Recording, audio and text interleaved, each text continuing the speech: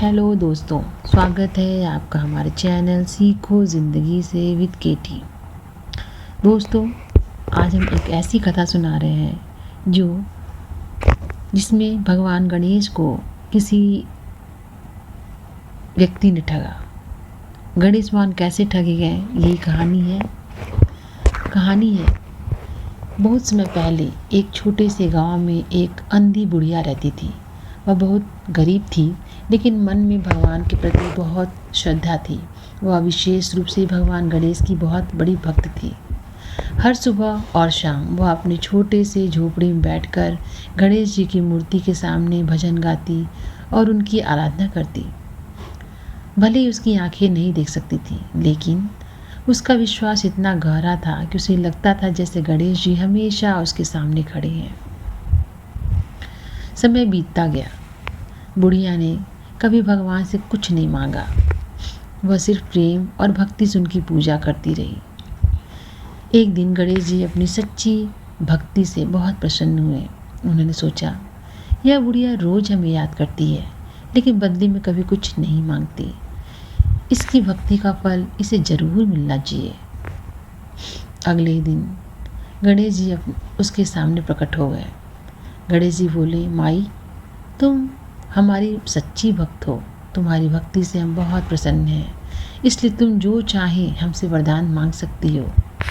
बुढ़िया चौंक गई और बोली, प्रभु, मैंने तो कभी कुछ मांगने के बारे में सोचा ही नहीं। अगर अनुमति हो तो मैं कल बताऊंगी।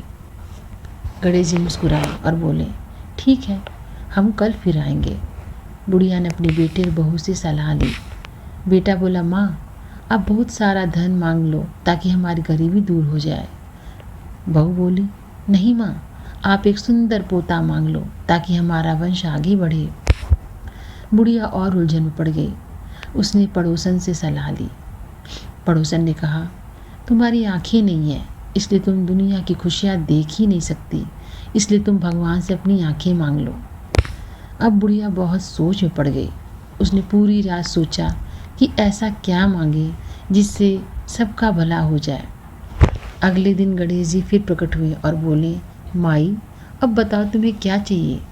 बुढ़िया ने विनम्रता से कहा, हे गजराज, अगर आप मुझसे प्रसन्न हो तो मुझे इतना आशीर्वाद दीजिए कि मैं अपने पोते को सोने के गिलास में दूध पीते हुए देख सकूं।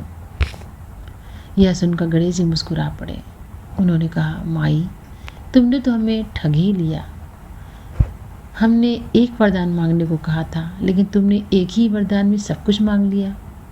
अगर तुम्हारा पोता होगा तो तुम्हारे बेटे के पास धन भी होगा और उसे देखने के लिए तुम्हारे पास आंखें और लंबी उम्र भी चाहिए। गणेश जी बोले, फिर भी तुम्हारी सच्ची भक्ति से प्रसन्न होकर हम यह वरदान स्वीकार करते हैं। कुछ समय बाद बुढ़िया की आंखों की रोशनी लौट आई। उसके घर सुंदर पोते का जन्म हुआ। उसके बेटे का व्यापार भी खूब चलने लगा। बुढ़िया अपने परिवार के साथ सुखी जीवन जीने लगी। दोस्तों, इस कहानी से सीख क्या मिलती है? इससे सीख ये मिलती है, सच्ची भक्ति और बुद्धिमानी से मांगा गया वरदान जीवन को बदल सकता है। इसी प्रकार की अन्य कहानियों के साथ फिर मिलते हैं। धन्यवाद। अगर चैनल अच्छा लगे तो please like, share and subscribe. Thank you.